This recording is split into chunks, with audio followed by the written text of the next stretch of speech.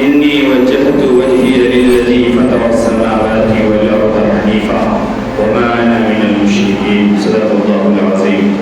وقال النبي صلى الله عليه وسلم في مقام إنما الأعمال بالنيات، أو كما قال عليه الصلاة والتسليم. اللهم صل على محمد وعلى آل محمد كما صليت على إبراهيم وعلى آل إبراهيم إنك حميد مجيد. اللهم بارك على محمد وعلى آل محمد كما باركت على إبراهيم وعلى آل إبراهيم إنك حميد مجيد. حاضرین گرامی، اللہ رب العزت کا بے پناہ شکر اور احسان. ہم سب ان تمام پرفتنہ پرخطر ماحول میں بھی اپنے دین، اپنے ایمان اور اپنی شریعت کے ساتھ زندگی گزار رہے ہیں.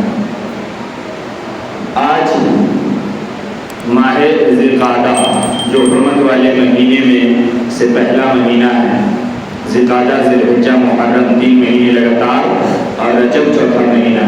اس حرمت والے مہینے کی آج 29 تاریخ ہے ذی القعدہ کی.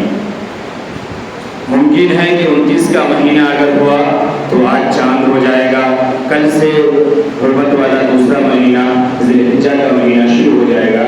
یعنی وہ مہینہ شروع ہو جائے گا جو گنتی کے اعتبار سے، عربی سال کے اعتبار سے، مہینے کے اعتبار سے عربی مہینے کا آخری مہینہ ہوگا، یعنی 12واں مہینہ ہوگا. یہ 11واں مہینہ ہے، اور وہ مہینہ ہے جسے ماہ ذی الحج کہتے ہیں، جس مہینے میں حج ادا کی جائے گی اور ہم سب اپنے اپنے مقام پر عید الاضحیٰ کی نماز ادا کریں گے، یعنی بقرعید کی نماز پڑھیں گے، اور پھر اس کے بعد قربانی کریں گے، جسے ہم عید الاضحیٰ بھی کہتے ہیں، یوم النحر بھی کہتے ہیں، اور جو بھی نام سے ہم جانتے ہیں، بڑی عید کہیں یا بقرعید کہیں، وہ اسی مہینے کی 10 تاریخ کو ہم منائیں گے اور مناتے ہیں. اس کا چاند نکل جائے گا. تو اس تعلق سے بہت ساری باتیں ہیں. مختصر میں 1-2 باتیں یہ سمجھیں. سب سے پہلے ایک بات یہ سمجھیں کہ جناب محمد رسول اللہ صلی اللہ علیہ وسلم نے فرمایا، یہ حدیث ایک جگہ نہیں، 4 جگہ موجود ہے. ابو داؤد میں بھی ہے، نسائی میں بھی ہے، ابن ماجہ میں بھی ہے، ترمذی میں بھی ہے. میں کیوں یہ نام بول رہا ہوں نا، کیونکہ آپ کے یہاں حدیث والے بہت ہیں، اس وجہ سے نام بول دے رہا ہوں کہ تاکہ آپ کو معلوم ہو کہ ہاں حدیث میں ہے. جناب محمد رسول اللہ صلی اللہ علیہ وسلم نے فرمایا کہ تم میں سے جس کو قربانی کرنے کا ارادہ ہو، جس کو قربانی کرنے کی نیت ہو، اس کے لیے بہتر، اس کے لیے مستحب یہ ہے کہ وہ اپنے ناخن اور بال نہ کاٹے. تو آج اگر چاند ہو جائے تو آج سے وہ تمام حضرات جن کو قربانی کی نیت ہے اور وہ قربانی کرنے والے ہیں، تو ثواب کا کام یہ ہے کہ اپنے بال اور ناخن نہ کاٹیں. اس میں بال میں صرف جیسے یہ سر اور چہرے کا بال آتا ہے اور ناخن آتا ہے. کسی کے زیر ناف ہے یا بغل ہے، اگر اس کے دن بہت ہو گئے ہیں، کسی کے 40 دن پڑ رہے ہیں یا پڑ گئے ہیں، تو وہ ضروری ہے اس کی صفائی اس کو کرنا ہے، ورنہ وہ گناہ الگ ہوگا. یہ خیال ہے. اور جسے نہیں کرنا ہے، بہتر یہ ہے کہ وہ بھی اگر نہ کٹائے تو ثواب ملے گا. اس کے پیچھے میں ایک دوسری وجہ بتاؤں. یہ ایک مشابہت ہے. ایک تو یہ کہ قربانی کرنے والے کے لیے حدیث صریح موجود ہے. یہ سمجھ لیں واجب نہیں ہے، فرض نہیں ہے، میں وضاحت کے ساتھ کہتا ہوں، لیکن مستحب ہے. اور مستحب کا معنی یہ ہے کہ آپ کو بات سمجھ میں آئے گی کہ جب آپ کہیں پہ کچھ کر رہے ہوتے ہیں نا، مثال کے طور پہ اگر آپ کے یہاں کوئی بہترین کھانا بن رہا ہے تو اس کھانے کے جو ضروری اجزاء ہے نا، صرف وہ ڈال دیں، کھانا بن جائے گا نا. لیکن ہم اس میں تھوڑی الائچی بھی ڈالتے ہیں، لونگ بھی ڈالتے ہیں، دال چینی بھی ڈالتے ہیں، دہی بھی ڈالتے ہیں، نیمبو بھی ڈالتے ہیں، کھیرا بھی ڈالتے ہیں، سب کچھ ڈالتے ہیں. کیوں؟ بات سمجھ میں آ رہی کہ آپ کو میں کیا کہنا چاہ رہا ہوں؟ میں بھی تو کہتا ہوں ضرورت نہیں، ہٹاؤ یہ سب. ہے کوئی حدیث والا جو صرف یہ کہہ کے قبول کر لے اور اپنے آگے کھانا کھا کے چلا جائے؟ وہ ایک چیز کمی پڑ جائے تو 72 کی بات سنا کے جاتا ہے، تب حدیث نہیں یاد آتی ہے کہ جناب محمد رسول اللہ صلی اللہ علیہ وسلم نے فرمایا، ما عاب قط رسول اللہ صلی اللہ علیہ وسلم طعاما، کہ آپ صلی اللہ علیہ وسلم نے کبھی کسی کھانے میں عیب نہیں نکالا، یا ناک تک ٹھکانے کے بعد بھی حدیث نہیں یاد آتی ہے. سمجھ پا رہے ہیں میں کیا کہہ رہا ہوں بات آپ کو؟ تو جس طریقے سے ایک چھوٹی سے چھوٹی چیز کی قیمت ہوتی ہے، ہر اس چیز کے ذریعے سے ہم یہ چاہتے ہیں کہ ہماری جو آرائش ہے، زیبائش ہے، ہماری جو لذت ہے، ہمارا جو ذائقہ ہے وہ بہترین ہو، اچھا ہو، خوبصورت ہو، سب بہترین طریقے سے ہو۔ آقا صلی اللہ علیہ وسلم نے فرمایا کہ یہ ثواب کا کام ہے اور ثواب ملے گا، اور مستحب ہے تو ہم اسے کریں گے تو اس میں ثواب ملے گا۔ دوسرا اس کے پیچھے لاجک یہ ہے کہ یہ تمام چیز بذات خود کاٹنا ممنوع نہیں ہے، لیکن یہ جو ایام حج ہے، جب ان دنوں میں حاجی میقات سے آگے بڑھتا ہے اور جب حاجی احرام باندھ لیتا ہے، پھر اس کے بعد وہ تمام چیزیں جو حلال ہوا کرتی تھی اب وہ چیزیں اس کے لیے حرام ہو جاتی ہیں، اب وہ چیزیں ممنوع ہو جاتی ہے۔ اگر اس کے خلاف کر جاتا ہے پھر اسے دم دینا پڑتا ہے۔ موضوع حج کا نہیں ہے، اس لیے میں حج کے بیان کو چھیڑ نہیں رہا ہوں۔ تو یہاں پہ لاجک یہ ہے کہ جس طریقے سے آج حاجی ناخن نہیں کاٹتے، بال نہیں کاٹتے، ایک دیوانہ وار اللہ کی طرف لو لگا ہوا ہے اور ایک صدائیں لگاتے ہوئے جا رہے ہیں، اور وہ صدائیں وہاں ہر گھڑی لگ رہی ہے۔ آپ کو بھی اللہ نے ایام تشریف دے دیا کہ 9 سے لے کر کے اور 13 تک آپ کو بھی تکبیر پڑھنی ہے۔ اس میں یہ مشابہت یہی ہے کہ اے اللہ، ہمارے پاس وہ وسعت نہیں تھی، ہمارے پاس وہ طاقت نہیں تھی، ہمارے پاس وہ اسباب نہیں تھے، یا ہمارے پاس کوئی بھی مجبوری تھی، یا بنا مجبوری کے بھی ہمارا دل اور من گندا تھا کہ لاکھوں کروڑوں ہے لیکن ہم تیرے دربار میں نہیں جا سکے، لیکن کم سے کم ہم یہ مشابہت اختیار کر رہے ہیں، شکل بنا رہے ہیں، ان جیسے احکام کو پورا کر رہے ہیں۔ اللہ ہماری اس چھوٹے سے عمل کو کم سے کم قبول فرما لے اور آئندہ کے لیے ہمیں بھی توفیق عطا فرما لے۔ یہ ایک مشابہت ہے، اس کے لیے جو جن کا ارادہ نہ ہو وہ بھی اگر اس نیت سے کریں گے تو انشاءاللہ ثواب ملے گا۔ تو اس بات کا خیال رکھیں، جنہیں بنانا بہت ضروری ہے وہ بنا لیں۔ ہاں یہ بات بھی سمجھ لیں کہ اگر کوئی بنا ہی لیتا ہے تو اسے کوئی گناہ نہیں ہوگا، البتہ ثواب نہیں ملے گا، یہ ثواب نہیں ملے گا لیکن اس سے کوئی گناہ نہیں ہوگا۔ لیکن اگر ثواب کو بڑھانا ہے اور ثواب حاصل کرنا ہے اور جناب محمد رسول اللہ صلی اللہ علیہ وسلم کے فرمان پہ عمل کرنا ہے اور محبت کا حقیقی ثبوت دینا ہے تو پھر مستحب عمل اور ثواب والا عمل یہ ہے کہ جن کا ارادہ ہو کہ ہم قربانی کریں گے وہ بال اور ناخن نہ کٹوائے۔ ایک بات تو یہ۔ دوسری چیز یہ کہ اس جو عشر ذی الحج ہے، یعنی اس کے جو پہلے 10 دن ہیں یا 9 دن ہیں، 10واں دن تو یوم النحر ہے، قربانی کا دن ہے، نماز کا دن ہے، جو 9 دن ہیں یہ بڑے اہم اور بڑے قیمتی ہیں۔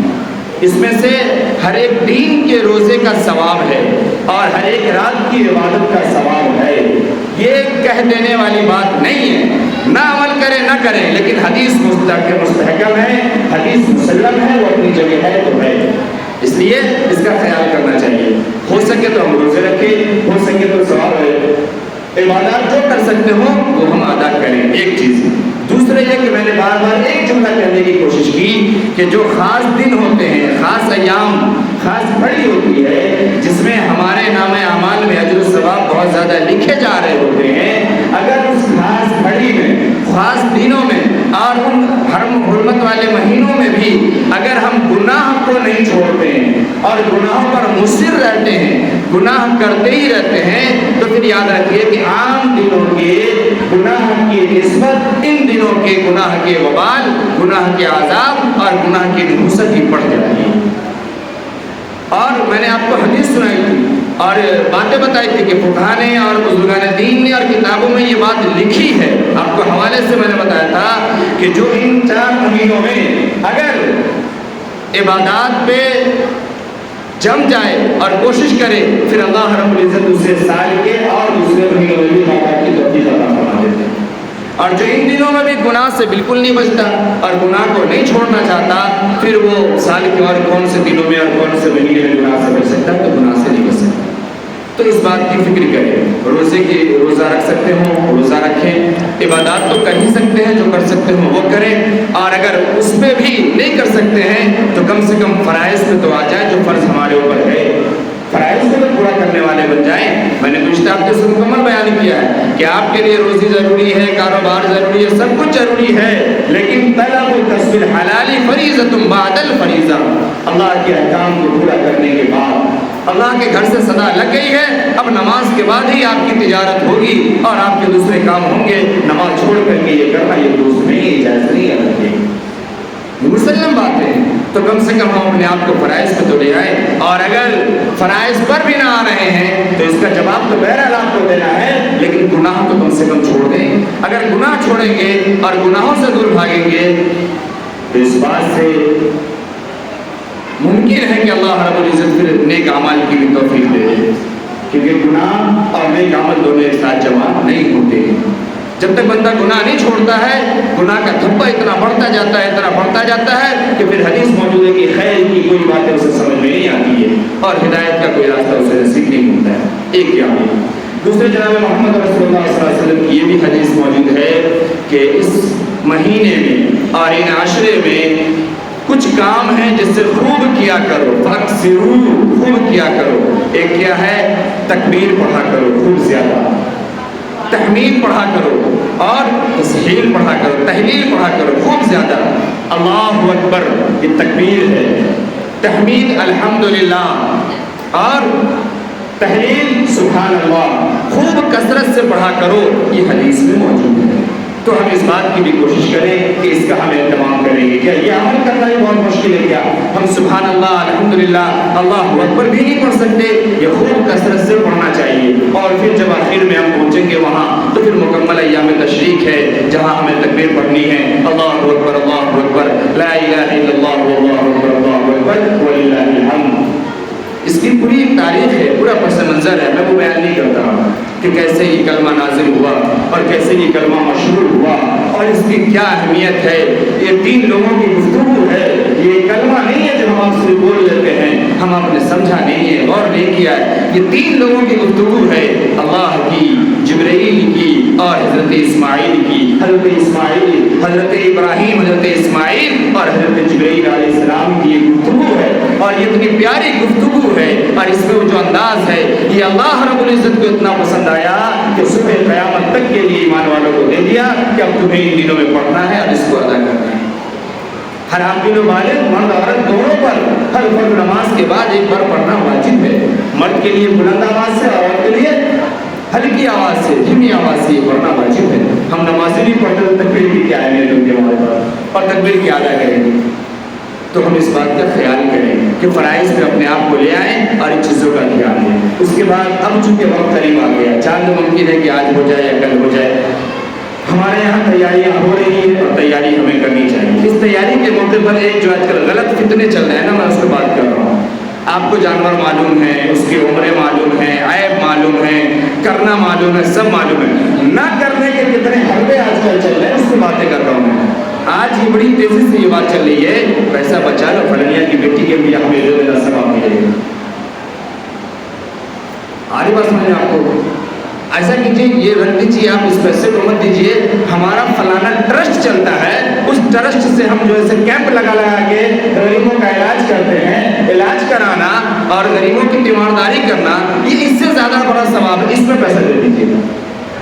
یہ آج کل خود چلے، یہ ایک ایسا موضوع ہے، یہ اچانک میں بات آگے میں اس پہ بات کروں گا دوسرے ہفتے میں۔ یہ ایک الگ موضوع ہے جس پہ ابھی آپ کے شہر دربھنگا کا سروے آیا ہے کہ اس میڈیکل کیمپ کے نام پہ کیسے دوسرے لوگ ایمان کا اور دین کا سودا کر رہے ہیں، اور ان محلوں میں جو محلہ یا جہاں پر کے لوگ، جس علاقے کے لوگ پڑھے لکھے کہلاتے ہیں، پڑھا لکھا محلہ کہلاتا ہے، جہاں ڈاکٹر انجینئروں کی بھرمار ہے، جہاں پہ کئی نظریے والوں کی بھرمار ہے، وہاں پہ اس طریقے کی ٹیمیں چل رہی ہیں، ایمان کا سودا ہو رہا ہے، ایمان خرید لیا جا رہا ہے اور پتہ نہیں ہے۔ میں دوسرے ہفتے بات کروں گا، ایک الگ موضوع ہے۔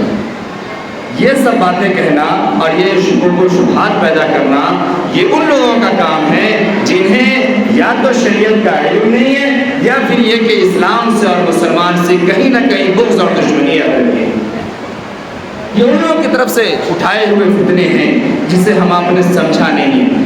قربانی کرنا اور قربانی کے ایک دنوں میں سینکڑوں، ہزاروں، لاکھوں اور کروڑوں جانور کو قربان کر دینا، اور اس سے یہ کہنا کہ ہماری معیشت کمزور ہو رہی ہے، اکنامکلی ہم لاس میں چلے گئے ہیں، اگر اتنا نہ ہوتا تو ہمارے پاس کتنے بچ جاتے، یہ آپ نے اکنامی کو سمجھا ہی نہیں ہے۔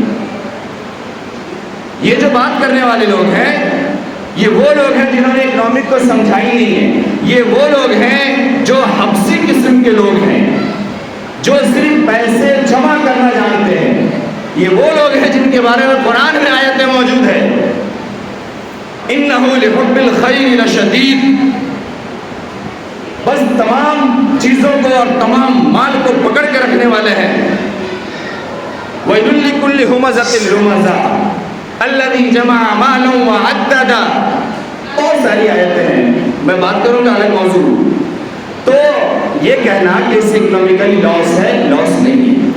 اگر آپ اس کی گہرائی کو سمجھے تو ایک نہیں دسیوں بیسیوں قسم کے اس کے فائدے ہیں. اول تو یہ آپ بات سمجھ رہے ہیں جناب محمد رسول اللہ صلی اللہ علیہ وسلم، جب بات شریعت کی ہوتی ہے نا تو پھر وہاں پہ عقل کا کوئی دخل نہیں یاد رکھیے، صاف ستھری بات.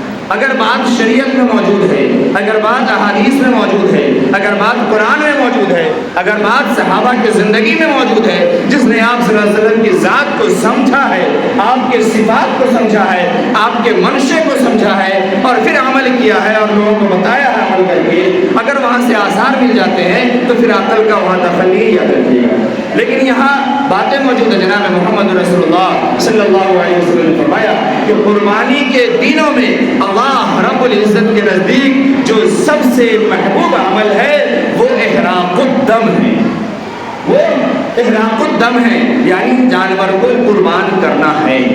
صرف قربان کرنا یہ نہیں ہے کہ اب قربان کرنے کے بعد کتنے قسم کی اس کی چیزیں بنیں گی اور کیا بنانا. نہیں، اللہ کو اور حدیث موجود ہے ان یقع علی الارض، کہ زمین پر اب اس کے قطرات نہیں گرتے، اللہ اسے قبول فرما لیتے ہیں. حدیث موجود ہے کہ جتنے بال ہیں اس کے جسم پہ ہر بال کے برابر اللہ جو ثواب عطا فرماتے ہیں.